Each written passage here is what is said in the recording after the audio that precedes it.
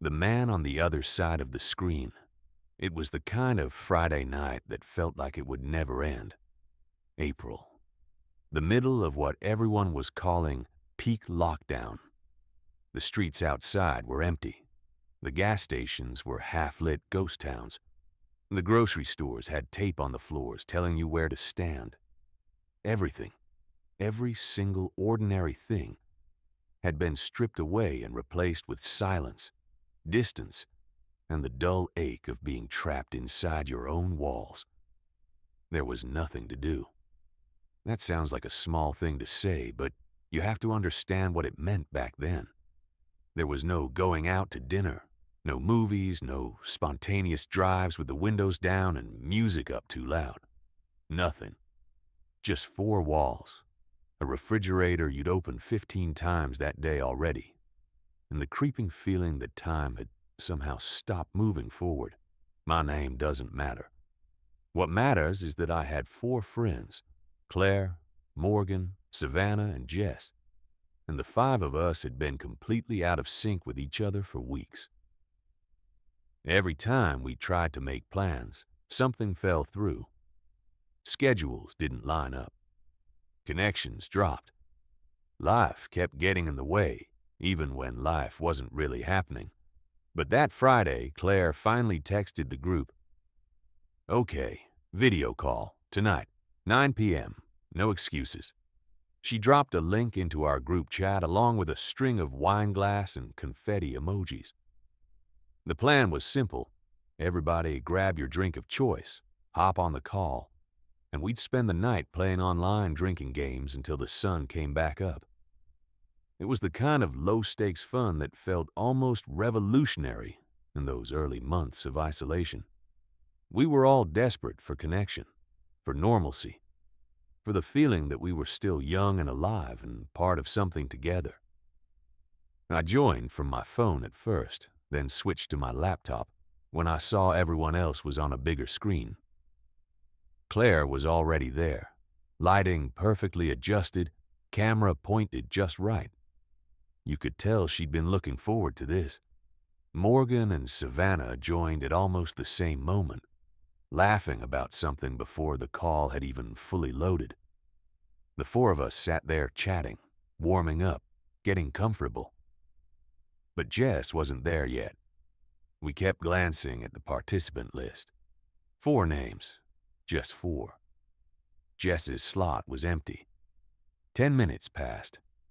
15. We started joking about it. "Classic Jess," Morgan said, rolling her eyes in that affectionate way you only do for people you've known forever. We sent a few messages in the group chat. No response.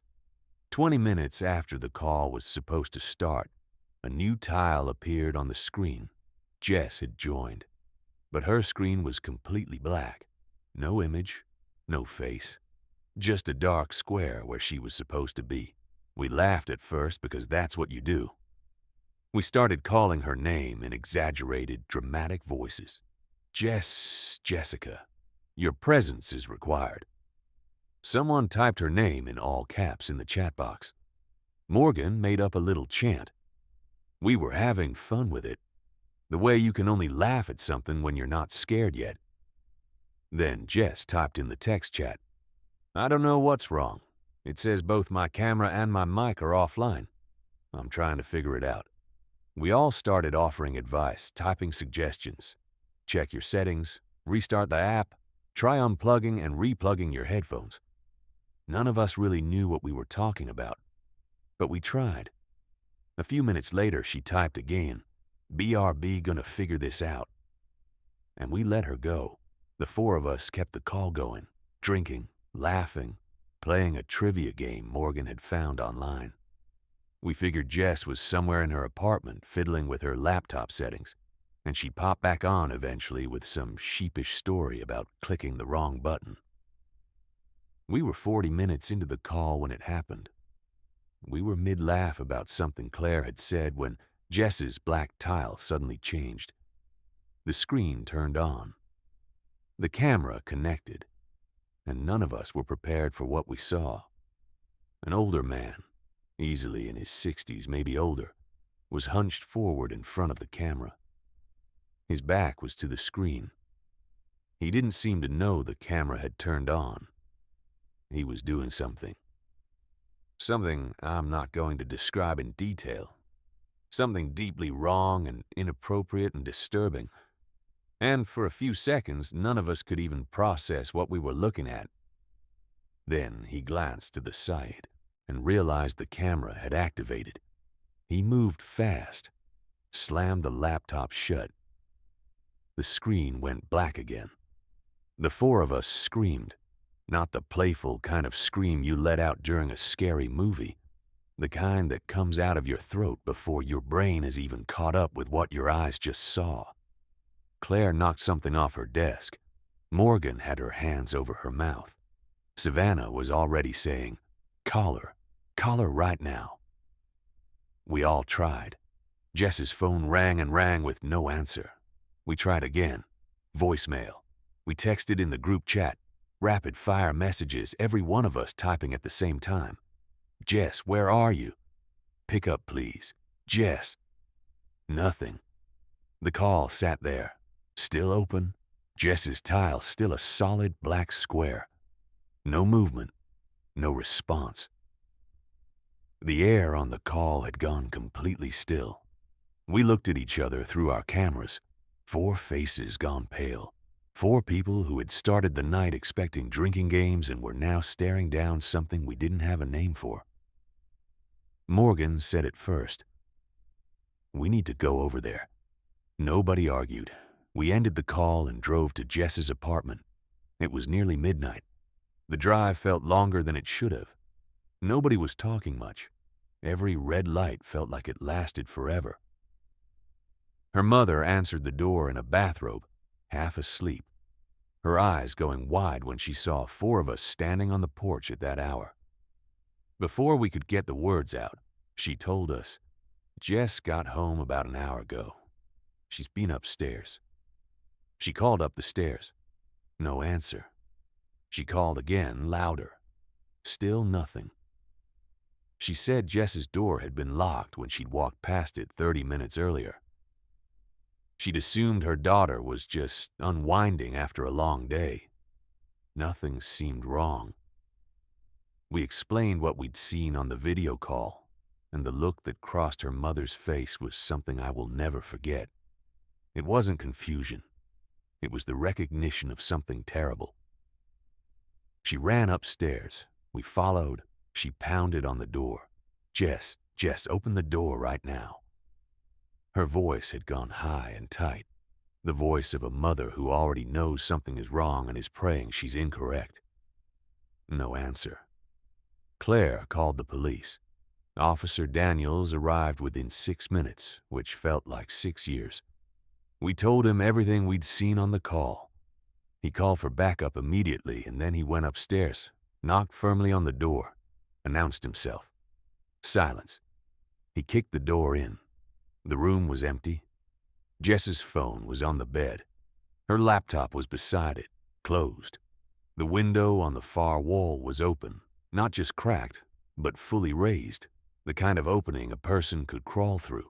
Outside, the window connected to a sloped section of roof over the front entrance, low enough that someone could drop down to the ground without getting hurt.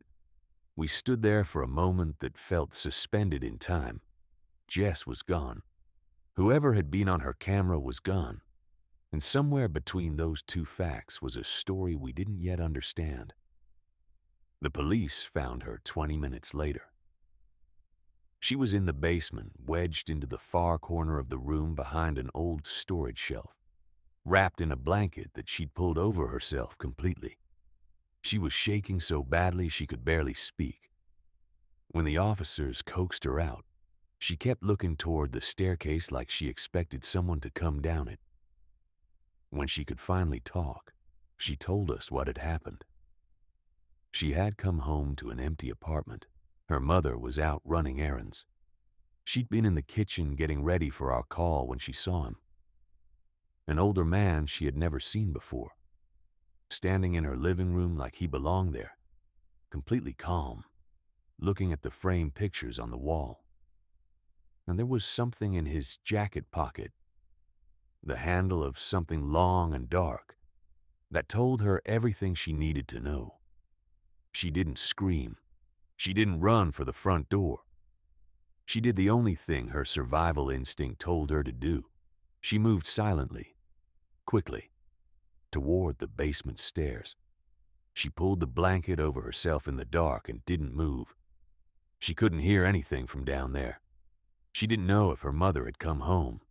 She didn't know if it was safe. She just stayed still and waited. The man had found her laptop on the kitchen table. He'd opened it. Her video call had still been live. The police swept the apartment. He was gone. Through the window, across the roof, and into the night. A description was circulated to local news stations. White male, late 60s, approximately 5 feet 10, wearing a dark jacket.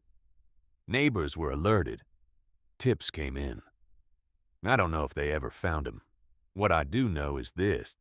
If we hadn't been on that call, we would never have seen his face. We would have assumed Jess had just fallen asleep and missed the night. We would have gone to bed laughing about our drinking game high scores.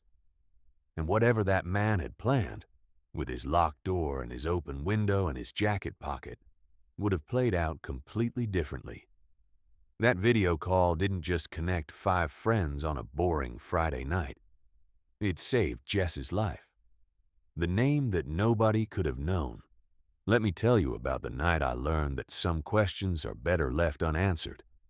It was late spring of the same year, several weeks into what felt like an indefinite pause on normal life.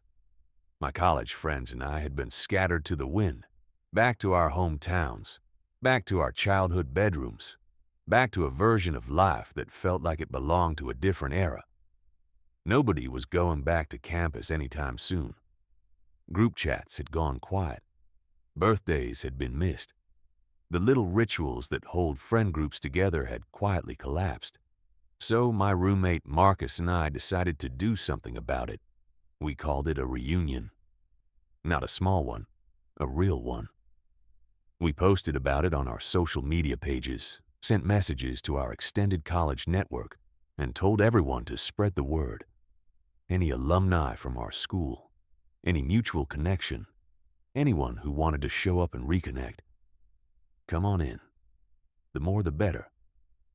We wanted it to feel like the social event we'd been missing. We wanted noise and laughter, and the overlapping conversations of people who were genuinely glad to see each other. Looking back, I understand now how careless that was. We scheduled the call for a Sunday evening. I posted the meeting link on my social media story, and this is the detail I'll spend the rest of my life second-guessing. Because there were too many people to message individually. Just a public link out there for anyone to grab. But I didn't know that then. So I sat down at 7 p.m., watched the grid of faces fill my screen, and felt something that had been missing for months. Joy. Real, uncomplicated joy. Old friends I hadn't seen in over a year. Faces that I'd forgotten I missed until I saw them again. New faces, too. Friends of friends. People who knew our mutual connections and had been welcomed into the digital room. We were maybe 40 minutes in when it happened. An account named sat_and_20 unmuted its microphone. What came through the speakers wasn't words. It was a sound. A low, rhythmic groaning that filled the call with the kind of discomfort that makes you go still. Some people laughed nervously. Most people went quiet. We had a friend named Anna. Same first syllable. We assumed it was her being weird, maybe a little tipsy, going for an easy laugh. Someone typed in the chat, "Stop, it's getting old." Anna replied immediately, typing fast. "That's not me. I'm not even on the call. I had something come up tonight. Sorry I missed it." The groaning continued. Marcus unmuted himself and said, calmly but firmly that whoever this was needed to either show their face on camera or they'd be removed from the call. The account went silent. Still no video. Just a small black tile with that name, sat _and _20, sitting in the corner of the screen like something that had crawled in through the gap under a door. I removed them. The call settled. People exhaled. Someone made a joke about internet trolls and we moved on, grateful the disruption was over. Then my connection dropped. Not fully. Just a hiccup, a few seconds of spinning, the kind of brief disconnect that happens a dozen times a day and means nothing. I rejoined almost immediately, but in those few seconds, something had slipped through. Sat _and _20 was back in the call. And this time, they had taken over screen sharing. The video they displayed was simple. A black tunnel filmed from inside, the camera slowly moving forward into the dark. No end visible. Just an endless corridor of nothing, playing on loop. The sound was low and distorted, something between breathing and static. People started leaving the call. You could see the participant count dropping. Faces disappeared one by one, replaced by empty space. The ones who stayed were mostly my close friends, the people who were angry, who wanted answers, who felt like leaving would mean letting whoever this was win. We kept trying to remove the account. Every time we did, the moment anyone's connection flickered, they were back. And then, during one of those moments, the unthinkable happened. The host privileges transferred. Sat _and _20 was now running the call. There was nothing we could do. We couldn't remove them. We couldn't mute them. We couldn't end the meeting. Only the host could do that. The black tunnel video kept playing. The distorted sound kept looping. And then the chanting started. A low, rhythmic string of syllables in something that didn't sound like any language I recognized. I thought about leaving. We all thought about leaving. But something kept us there. Something angry and unsettled that didn't want to let this go without understanding what it was. And then the video stopped. The tunnel disappeared. The screen went back to the call view, and sat _and _20 unmuted their microphone. The voice that came through was wrong in a way that's hard to describe. It was distorted, mechanically altered, pitched low and broken, like something speaking through a machine that wasn't built for human voices. And it said, "Your brother Wrath has completed the ritual. He has found salvation. You can reach out to him if you choose. He is waiting." I sat completely still. Let me tell you what nobody in that call knew. Nobody. Not Marcus, not my closest college friends, not anyone I had ever met in that city or at that school. I am a twin. Or I was supposed to be. My mother was pregnant with 2 of us, and my brother didn't survive the pregnancy. He never took a breath. He was gone before he arrived, before there was anything to lose except the idea of him, and the hope that had already grown around that idea. My parents named him after a character from a book my mother had been reading when she found out she was pregnant. They named him Wrath. They told me about him when I was young. They wanted me to know, they said, because he was my brother, and he deserved to exist somewhere in our family story, even if he couldn't exist in the world. But they also asked me not to talk about him. The grief was too close to the surface. Even years later, even after everything, his name could undo my mother in seconds. I had never told anyone, not one person, not in childhood, not in college, not in that city. My parents knew. My grandparents knew. That was the complete list of people who knew my brother's name. Nobody else. Nobody. The call was still live. Faces on screen were looking at each other, confused. the distorted voice having apparently said something that seemed nonsensical to everyone except me. Marcus typed in the chat, "What is that supposed to mean?" I couldn't answer him. I closed the laptop. I sat in the dark of my room for a long time without moving. My hands were shaking. My mind was doing that thing it does when it encounters something it genuinely cannot explain, running through every possible rational path, trying to find the logic that unlocks the mystery, coming up empty every single time. Nobody I knew had told anyone. There was no trail to follow, no old social media post, no buried comment in a thread somewhere. My parents had never spoken about him publicly. My grandparents were not online people. There was no version of events in which a random internet account, crashing a video call in a city my family had never lived in, could have known my brother's name. I didn't respond to the messages my friends sent afterward. I let the texts go unread.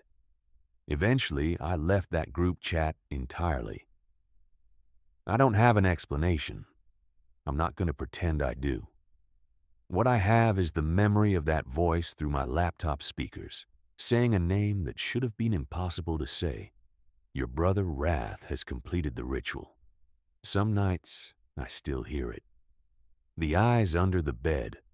By May of that year, I'd gotten used to the strange new rhythms of pandemic life. My dad worked night shifts at a logistics warehouse on the edge of town. My mom taught yoga online from the living room during the day and went to bed early. I was 17, doing my schoolwork through an online classroom portal, finishing my assignments by late afternoon, and then filling the rest of the hours however I could. I had started gaming more, a lot more. That night, a Tuesday in mid-May, my dad left for his shift, around 8:30. I kissed my mom goodnight around 9 and settled into my room.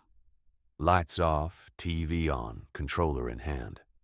I jumped into a voice chat with my friends online, headset on, the familiar chaos of multiplayer chatter filling my ears. We were deep into a late-night session, strategy games giving way to a first-person shooter, the kind of gaming where time stops existing, when my friend Derek said something. "Hey, did something just move behind you?" I paused the game. Derek was on video. I'd had my camera on all night. He said he'd seen something in the background of my feed. A dark shape. A quick movement near the far side of the room. He wasn't sure. My lights were off and the only light source was the television, which threw everything into a shifting blue-gray half-dark. I turned around. Nothing. I looked at the floor, the closet door, the space between my dresser and the wall, everything where it was supposed to be. Except, wait, my pillow was on the floor. It had been on my bed when I sat down. I was certain of it.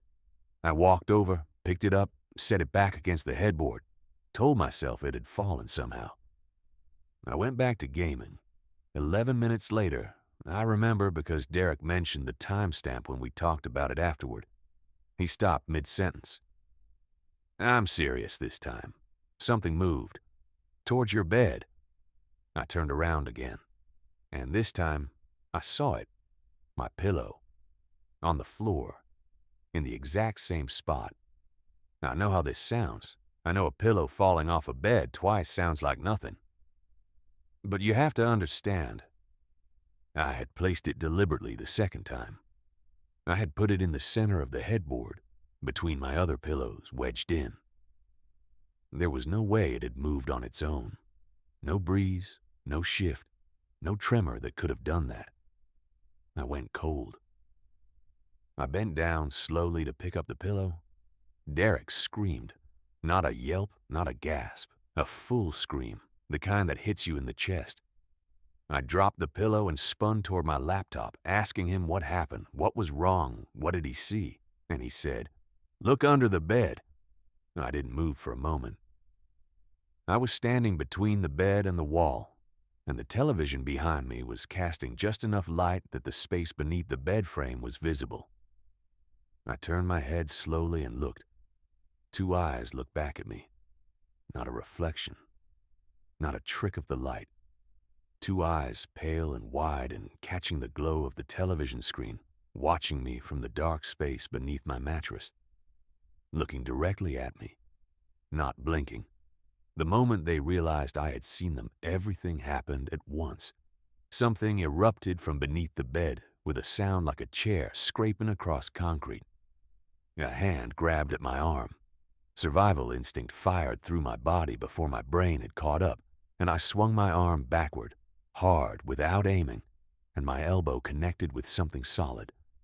I heard a crack, then a groan. The man who crawled out from under my bed was not what I expected, and also exactly what I feared.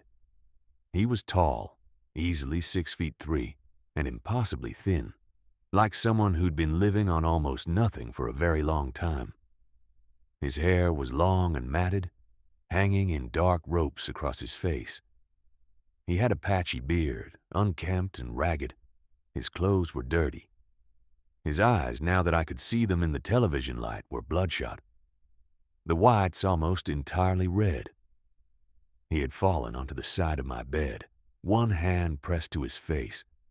My elbow had caught him across the nose. I could see blood. I ran. Down the hallway, past the bathroom, to my mother's bedroom at the end of the hall.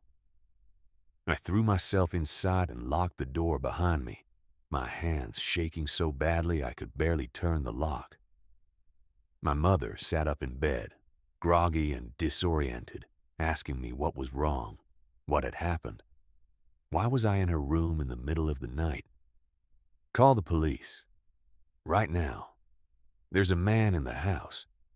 She heard something in my voice that made her move without asking another question. She grabbed her phone. I pressed my back against the door and listened. Footsteps. Slow, deliberate footsteps moving through the house. Not frantic or hurried, methodical, like someone taking their time. I heard them move through the living room. I heard them pause. I heard them start down the hallway. He knew which room I'd come from. He was working backwards. The footsteps stopped outside my mother's door. The handle turned. Slowly, Watt testing. He held it for a moment. Then he let go. And then, from the other side of the door, I heard something worse than screaming. A quiet, low chuckle. Unhurried. Comfortable. Like someone who had all the time in the world. I dropped to my knees and looked through the gap at the bottom of the door. I could see his feet, bare on the hardwood floor. 2 drops of blood on the wood beside his right foot. And then he dropped down on his side of the door and looked through the gap too. One eye, pressed to the floor, staring directly into mine. Red-veined, wide, unblinking. His voice, when it came, was high and thin, something between a child and a cartoon villain, and it said, "You're gonna pay for that." He stood up. Then he started screaming. Not words, just sound raw and formless, and the banging on the door started, heavy and rhythmic, powerful enough to rattle the frame. My mother grabbed my arm. I covered my ears and counted, just counting, trying to stay present. Outside, sirens. The banging didn't stop. The screaming didn't stop. Even when I heard the front door crash open, even when I heard the officers' voices in the hallway, the man at our door just kept going. Then, silence. Shouting from the officers. A pause. Then the sound of a taser firing, that sharp electric crack, followed by a hard thud on the floor and the crackling sound that followed. When I opened the door, the man was on the ground. 2 officers stood over him.